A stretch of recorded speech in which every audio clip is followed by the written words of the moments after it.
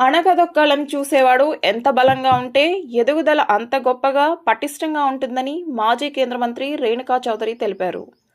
పోరంకి ముప్పవరపు వెంకటేశ్వరరావు ప్రాంగణం మురళి రిసార్ట్స్లో కమ్మవారి సేవా సమితి గ్రేటర్ విజయవాడ ఆధ్వర్యంలో కమ్మవారి సంక్రాంతి సంబరాలు అంగరంగ వైభవంగా జరిగాయి.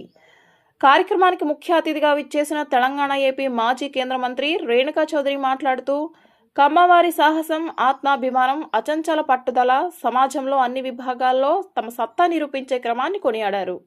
తెలుగు భాష గురించి, తెలుగు జాతి గురించి గొప్పగా మాట్లాడుకుంటున్నామంటే నందమూరి తారక రామారావు చేసిన గొప్ప యజ్ఞం వల్లనే సాధ్యమని తెలిపారు. విధాలుగా చాలా మంది చాలా హైయర్ ఎడ్యుకేషన్ అండ్ మెడిసిన్ చదివే వాళ్ళకు కూడా మా చుట్టాలే ఉన్నారు అమెరికాలో. Who will fund and sponsor.